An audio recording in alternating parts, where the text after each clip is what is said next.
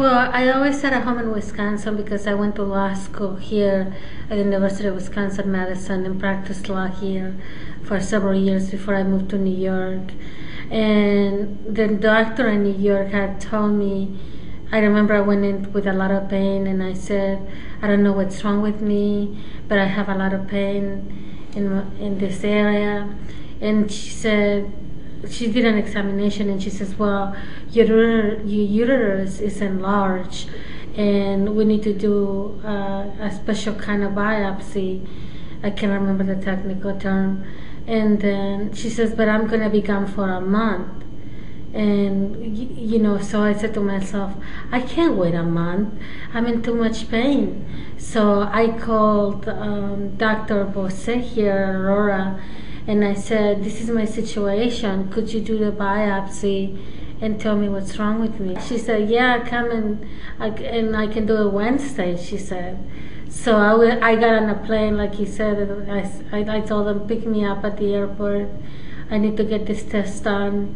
And at the time, I had no idea that I had cancer. At the time, it just seemed to me, I was even thinking, well, maybe if it's a tumor or something, I'll have a hysterectomy and I wouldn't have to worry about anything. Even that seems so drastic to me, but that's how I was thinking. The worst could be that. And then when I found out that I had cancer, it was just devastating. When they said it, I said, what? Cancer? I was thinking, no, I'm too young to have cancer. This can happen. I even told the doctor, I said, we're going to fight this, aren't we? I said, I'm too young to die. Even before, they got her onto chemotherapy as quickly as they could. And even before she was on the chemotherapy, she started getting worse and worse really quickly. Couldn't sleep at night, was coughing all the time. We had to prop the bed up. And in fact, she was coughing so much that she pulled some muscles in her ribs and had to be admitted to the hospital. That's how painful it was. And she was in there for 2 days. And then as the chemo started taking effect, she started getting better and better and better and seeing the results of that. Actually, the second CT scan, because the first one was, here's how much cancer you have. It's spread to your lungs, your cervix, and your lymph nodes. And then the second one, everything is shrunk. Less in the lungs, less in the lymph nodes, and it's been like that every time. Every CT scan. She's had 3 or 4, I think she's had 3, and we'll have 4th one in 2 weeks.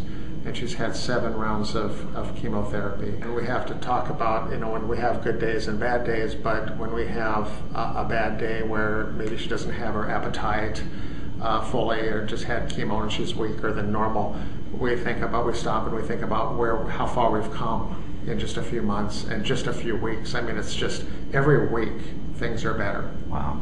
What's Brad meant to you through this whole thing, through this whole process? Well, he's been my salvation. Without him, I couldn't do it. He makes sure that I take my medication in time, drives me to all my appointments, especially during the first few weeks when I was doing really bad. He was really thoughtful and trying to figure ways to make me comfortable, help me sleep, things that I couldn't do for myself. I get real thirsty sometimes in the middle of the night, and he go get water for me. I could only do like little pieces of ice. I couldn't drink the water, and he would go and chop ice for me, and he would do it all through the night and the day, and amazing. He took time from work to do this for me, and I feel like I couldn't do it without you.